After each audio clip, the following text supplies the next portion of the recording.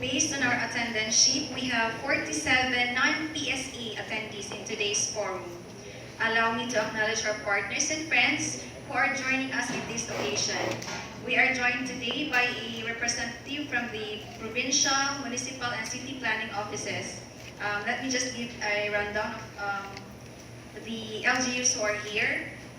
LGU Kapalong, Mabini, Hagonoy, Malala, Padada, Sulok, Asuncion, Mako, Carmen, Manita, Lupon, Don Marcelino, Jose Abad Santos, Santa Cruz, Pantukan, City Planning Office from Mati, Panabo, Digos City, Davao City, and from the Provincial Planning Office, Davao del Norte and Davao Oriental. We are also joined by our colleagues from DIA, DOH, DCWD, DOST, DNR, MINDA, DTI, PCUP, DOLE, NCIP, DepEd, DILG, DSWD, Bangko Sentral, and NEDA. I hope I acknowledge everyone who are present in today's forum. Thank you very much for your presence. We are truly honored. Now, to officially start our forum, allow me to give the stage to our OIC Regional Director, Mr. Pipito D. Amoyan, for his welcome remarks.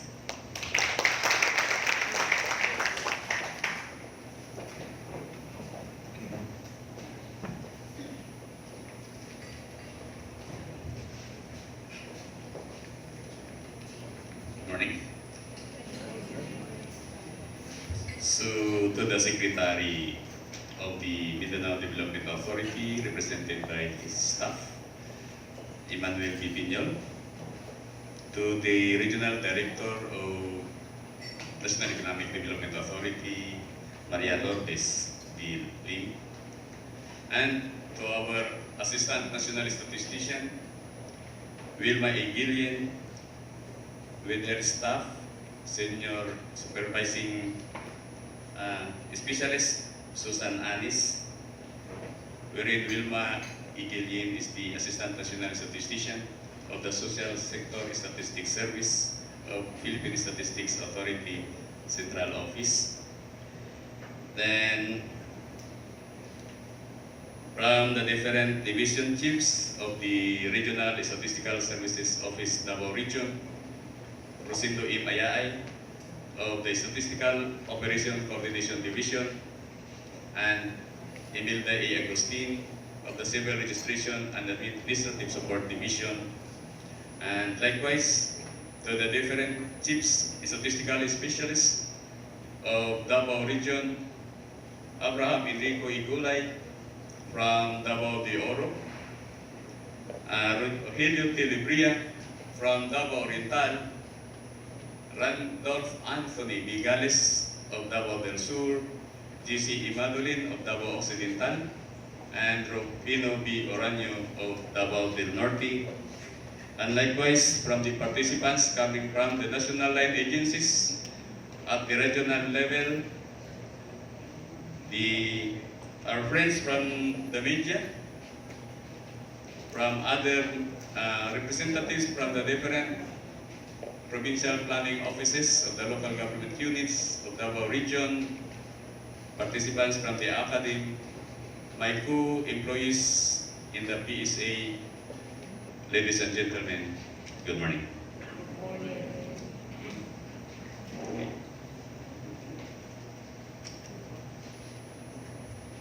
Foremost, I would like to thank you for your presence today.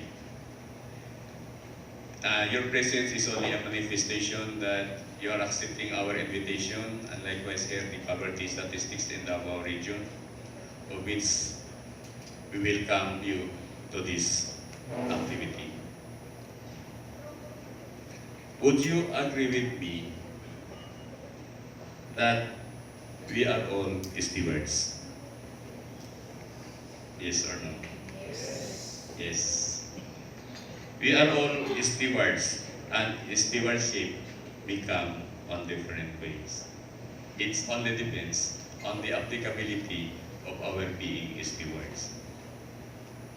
The PSA is the stewards of the general purpose statistics, including likewise the information disseminations that we could have from the different surveys that the PSA is having. We know so much that the statistics derived from the different surveys that we have, it all affects or tells something about the economic situation of our country.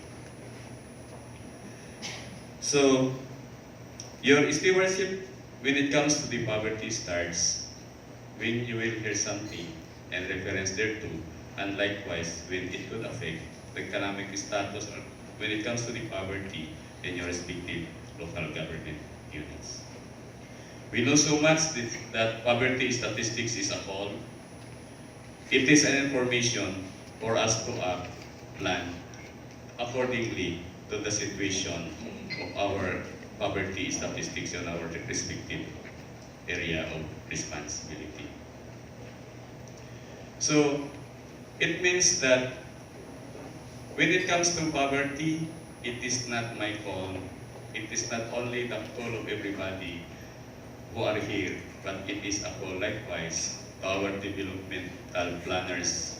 Same is true with our policy makers on how or what are we going to do to those Filipinos who are below at the laylayan ng kahirapan, as what Vice President Lini Robredo always said. Okay. So, considering that it is our call, so we need likewise to ask your cooperation in telling all your employers or your superiors that this is the poverty statistics of Davao region.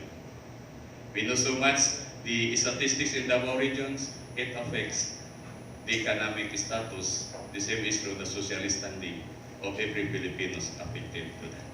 Okay. So as a whole,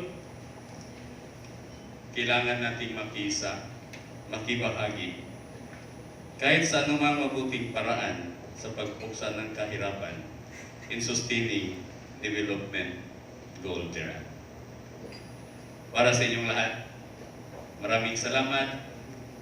Welcome to this forum and good morning again. Thank you.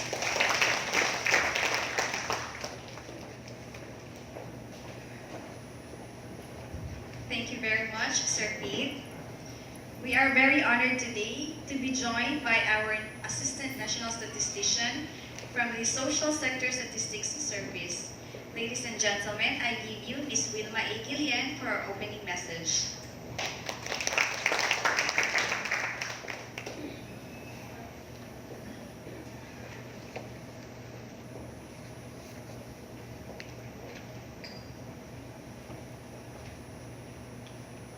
Thank you very much, Ms. Cano. Sa ating pong pinakamamahal, the Honorable Regional Director of NEDA, sa ating pong guest from Minda, representing the Secretary, the Honorable Emmanuel Piñol, who is also very much interested in poverty statistics. Of course, our OIC Regional Director, Director Pete, our SOCTI Chief, then Crusty Chief, si Imelda, sa ating mga magigiting, mga Provincial Statistics Officer, other fellow government servants or public servants, sa ating pong mga partners from the private sector, civil society organizations, from the local government units. Gusto ko lang po kayo i-highlight, although nasabi ko na kanina na fellow public servants, but the local government units really play a very important role later on, especially in terms of implementing programs to alleviate the poverty situation of our fellow Filipinos at the municipal level, our friends from the media who are also very important partners of statistics. Friends, ladies and gentlemen, isa pong magandang umaga sa ating lahat. Noong pong December 2019, the Philippine Statistics Authority reported the full year 2018 of provincial poverty statistics through a national conference, and it was held on December 6, 2019. That was attended by all the regional and provincial statistics officers all over the country, and of course our NEDA officials who gave also the statement, just as our RD Lim here is going to give a statement related to poverty statistics today. So the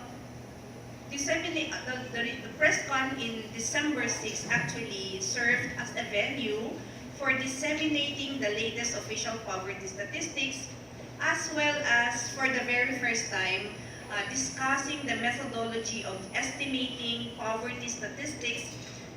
The methodology that we use is starting 2006.